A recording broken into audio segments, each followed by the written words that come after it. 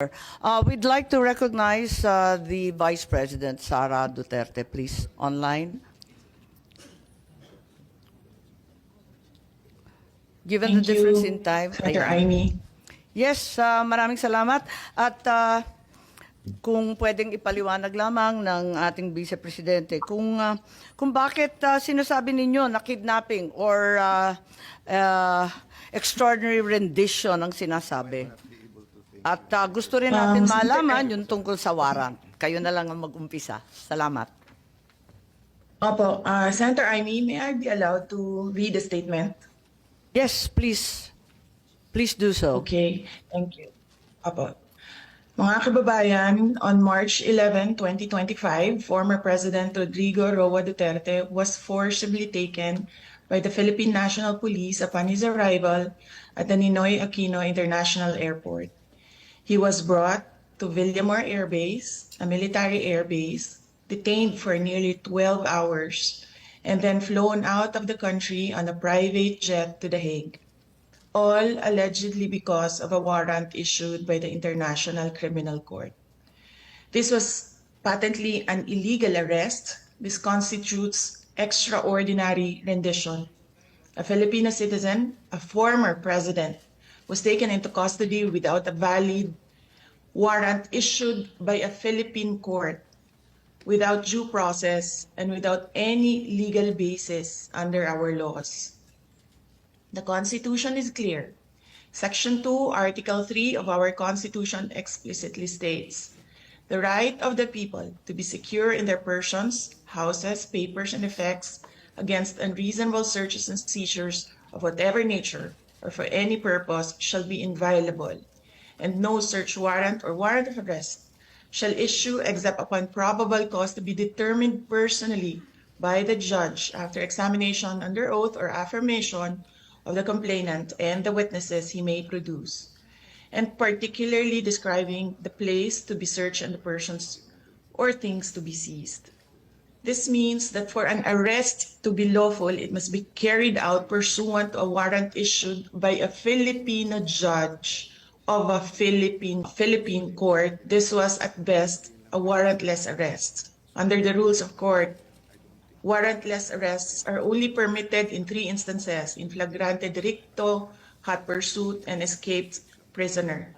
None of these circumstances applied to the case of the former president. So, what was the legal basis of his arrest?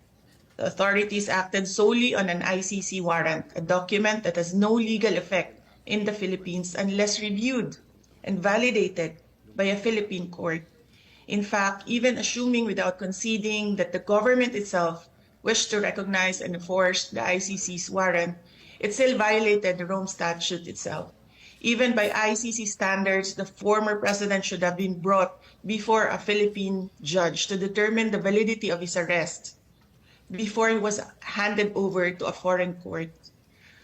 Under Article 59 of the Rome Statute, a state party which has received a request for arrest and surrender shall immediately take steps to arrest the person in question in accordance with its laws and the provisions of Part 9, and shall bring that person before the competent judicial authority in that state.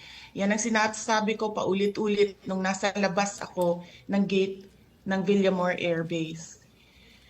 And why was this not done? If they claim to abide by international law and standards, then why did they conveniently choose to ignore this provision? The fact remains that we are no longer a state party to the Rome Statute. We are no longer a member of the ICC. In fact, in a letter dated December 15, 2023, the President himself wrote to me, with respect to your concerns, legal or otherwise, on the investigation to be conducted by the International Criminal Court into the previous administration's war on drugs, I remain steadfast in my resolve that the jurisdiction of the ICC over the Republic of the Philippines after the effectivity of its withdrawal therefrom is very much in question. To this end, this government will not assist the ICC in any way, shape, or form. So if the government itself has declared non-cooperation with the ICC, why did the PNP violate this very policy and enforce a foreign warrant? Even granting for the sake of argument that we have some duty to cooperate with either the ICC or Interpol, does that duty override the fundamental rights of every Filipino enshrined in our Constitution?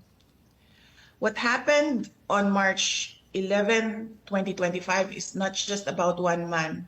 It is about all of us. It is about the country.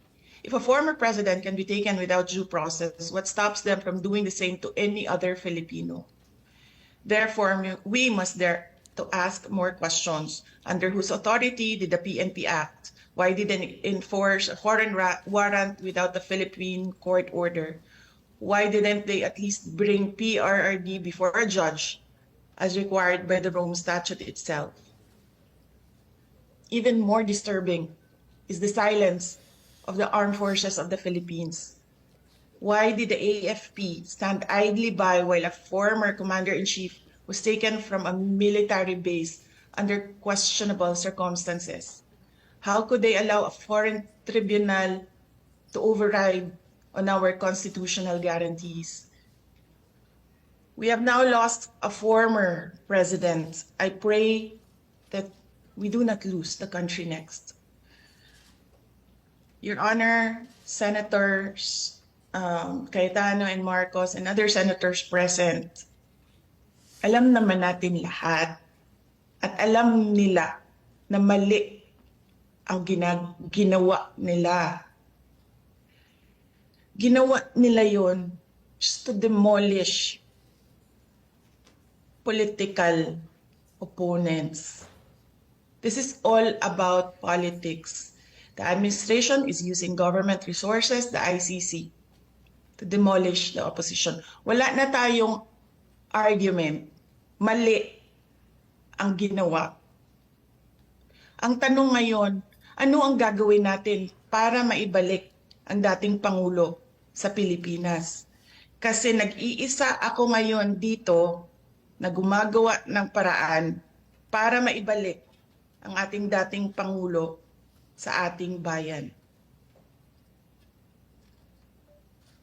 Thank you.